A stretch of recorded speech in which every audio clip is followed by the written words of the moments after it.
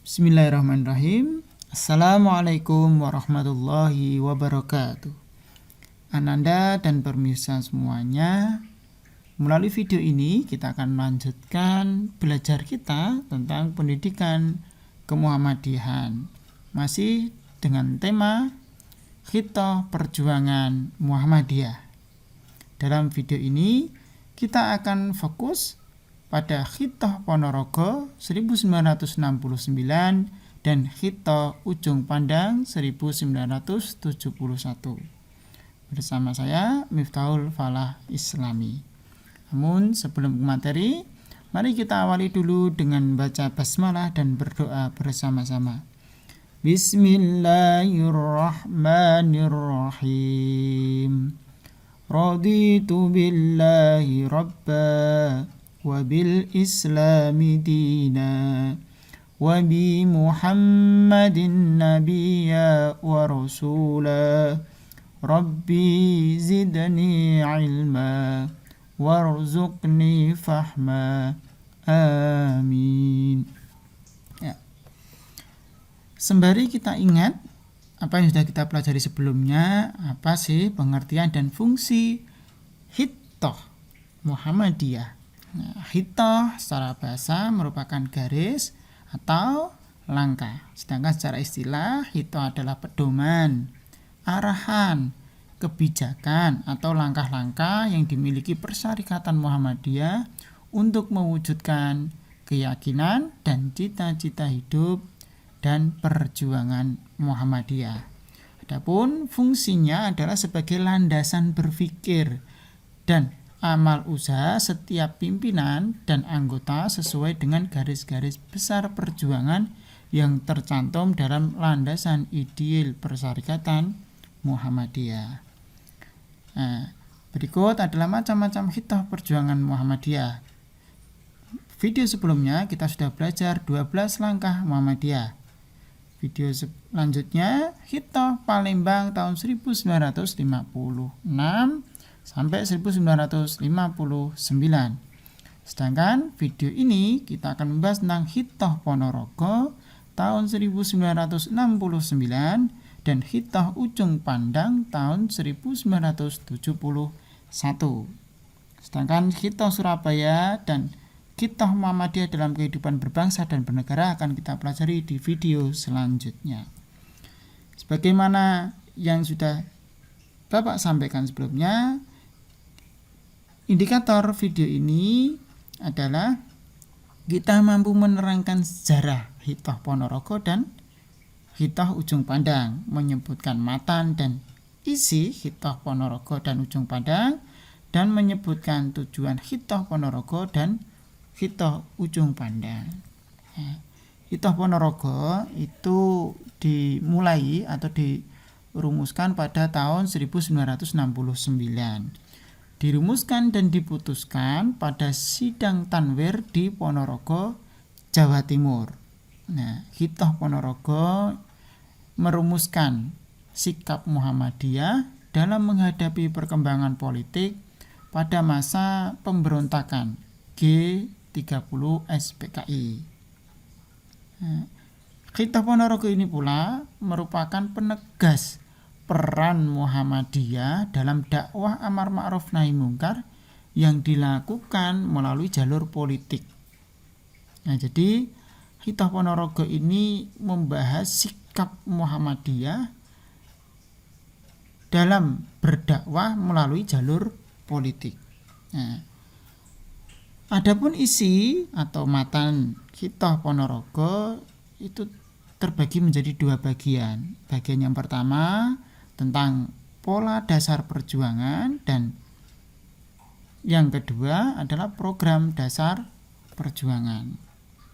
Nah, pola dasar perjuangan itu seperti apa? Nah, ini ada 9 poin yang menerangkan bahwasannya pola dasar perjuangan yang termasuk isi Khitoh Ponorogo. Yang pertama, Muhammadiyah berjuang mewujudkan cita-cita dan keyakinan hidup yang bersumber pada ajaran Islam. Yang kedua, Muhammadiyah adalah organisasi dakwah amar ma'ruf nahi mungkar sebagaimana yang dituntunkan oleh Rasulullah SAW adalah satu-satunya jalan mencapai cita-cita dan keyakinan hidup. Jadi dengan dakwah amar ma'ruf nahi mungkar itu satu-satunya jalan mencapai cita-cita dan keyakinan hidup yang diyakini oleh Muhammadiyah. Pada poin ketiga dan keempat, dakwah Muhammadiyah yang dimaksud itu dilakukan melalui jalur politik kenegaraan dan masyarakat. Jadi dakwahnya itu melalui dua jalur, yaitu politik kenegaraan dan kemasyarakatan. Kemudian dalam bidang masyarakat, Muhammadiyah adalah organisasi gerakan Islam dan dakwah amar ma'ruf nahi mungkar. Sedangkan dalam bidang politik, Muhammadiyah membentuk satu partai di luar organisasi Muhammadiyah. Jadi di poin selanjutnya bahwasanya partai tersebut atau partai yang dibentuk tadi merupakan objek dan wajib untuk dibina oleh Muhammadiyah. Jadi menjadi partai yang berada di luar organisasi, namun kita mempunyai kedekatan dalam membina. Nah, Muhammadiyah dan partai tidak ada hubungan organisatoris, tapi memiliki ideologis yang sama. Jadi secara organisasi itu sudah berbeda, sudah ortom sendiri-sendiri, tapi memiliki ideologis yang sama. Oleh karenanya tadi menjadikan objek dan Muhammadiyah wajib membina partai tersebut. Nah, masing-masing berdiri dan berjalan sendiri-sendiri, tapi dengan satu tujuan. Makanya tadi Muhammadiyah dan partai tidak mempunyai hubungan organisatoris. Jadi bisa berjalan sendiri-sendiri maupun berdiri sendiri-sendiri, tapi tujuannya adalah sama. Kemudian tidak membenarkan rangkap jabatan pimpinan antara pimpinan Muhammadiyah dengan pimpinan suatu partai. Jadi tidak boleh rangkap jabatan. Untuk apa? Supaya bisa lebih maksimal sesuai dengan tupoksinya masing-masing. Kemudian bagian yang kedua dalam matan isi Hitoh Ponorogo yaitu program dasar perjuangan. Apa isinya? Dengan dakwah amar ma'ruf nahi mungkar, Muhammadiyah harus dapat membuktikan secara teoritis, konsepsional, operasional, dan konkret bahwa ajaran Islam mampu mengatur masyarakat dalam negara Republik Indonesia yang berpancasila dan UUD 1945 menjadi masyarakat yang adil, makmur, sejahtera, bahagia, dan diridhai oleh Allah Subhanahu wa Ta'ala. Jadi Muhammadiyah itu ditantang atau mempunyai tantangan harus bisa membuktikan bahwasanya apa yang sudah dicita-citakan di awal tadi itu bisa mewujudkan cita-cita, mewujudkan tujuannya, yaitu ini, menjadikan masyarakat Republik Indonesia secara khusus itu menjadi masyarakat yang adil dan makmur, sejahtera, dan diridhai oleh Allah. Itu ya. Nah, menuju ke Hitoh Ujung Pandang. Hitoh Ujung Pandang itu dirumuskan dan diputuskan pada Muktamar ke-38, yaitu pada tahun 1971. Hitoh Ujung Pandang juga membuat keputusan tentang hubungan persyarikatan Muhammadiyah dengan partai-partai dan organisasi selain Muhammadiyah. Dan yang ketiga, isi atau matan Hitoh Ujung Pandang itu terdiri dari 4 poin. Apa saja isinya? Nah, yang pertama, Muhammadiyah adalah gerakan dakwah Islam amal ma'ruf nahi mungkar, beramal dalam bidang manusia dan masyarakat, tidak mempunyai hubungan organisatoris dan afiliasi suatu partai dan organisasi lain. Jadi masih menguatkan isi dari Khithah Ponorogo tadi. Jadi organisasi Muhammadiyah tidak ada hubungannya secara organisatoris dengan satu partai, sudah sendiri-sendiri. Walaupun ada kedekatan, tapi itu sudah sendiri-sendiri. Yang kedua, setiap anggota sesuai dengan hak asasinya dapat tidak memasuki atau memasuki organisasi lain sepanjang tidak menyalahi ADART Muhammadiyah.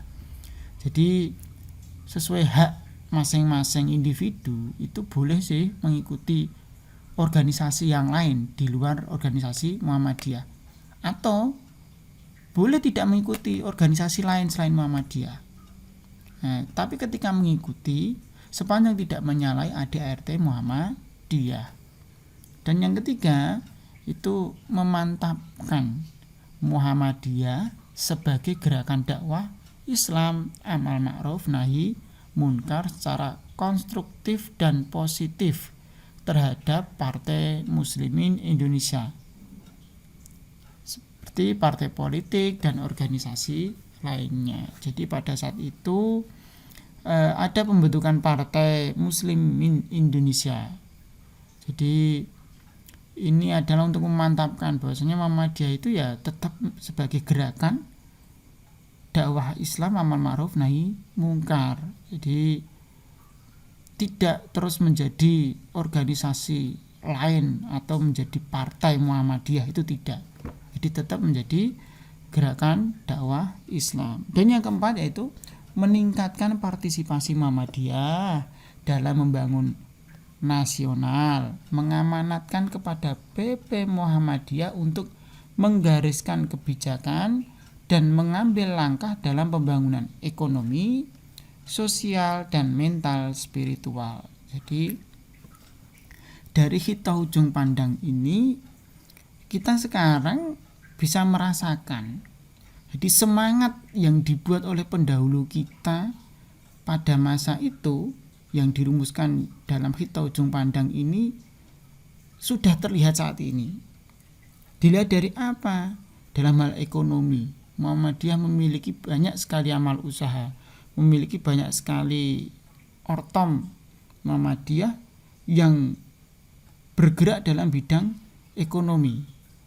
Oleh karenanya ada majelis ekonomi. Jadi untuk membawai atau mengatur amal usaha maupun ortom yang ada di bawah lingkup Muhammadiyah. Jadi tujuannya untuk apa ya? Untuk memperkuat ekonomi negara kita, Republik Indonesia. Kemudian dalam hal sosial juga sama. Sekarang ini dengan adanya lazisme, kemudian dengan adanya MCCC, dengan adanya ortom-ortom yang lain dalam hal sosial, itu kita bisa merasakan bahwasannya Muhammadiyah dalam berdakwah tidak hanya dakwah yang seperti yang kita ketahui di mimbar melalui kultum dan lain sebagainya, tapi berdakwah juga dalam bidang sosial, membantu ketika ada bencana dan lain sebagainya, gitu ya. Itu 4 poin isi Khithah Ujung Pandang. Sebenarnya ada banyak sekali penjelasan-penjelasan yang bisa kita kumpas baik dalam matan isi Khithah Ujung Pandang dan Ponorogo. Namun silakan Ananda dan pemirsa semuanya menambah hasanah pengetahuan dan penjelasan melalui literatur-literatur yang lain, melalui video-video yang lain maupun bacaan-bacaan yang lain, supaya lebih banyak memiliki pandangan-pandangan dan semangat maupun penjabaran-penjabaran atas semangat yang sudah dituliskan dalam Khithah Muhammadiyah, khususnya pada Khithah Ujung Pandang dan Ponorogo, sebagaimana yang menjadi fokus belajar kita melalui video ini. Nah, Mungkin itu yang bisa Pak Fala sampaikan, kurang dan lebihnya mohon maaf. Mari kita akhiri dengan baca hamdalah dan berdoa bersama. Alhamdulillahi Rabbil Alamin. Subhanakallahumma wa bihamdika asyhadu an la ilaha illa anta astaghfiruka wa atubu ilaik. Assalamualaikum warahmatullahi wabarakatuh.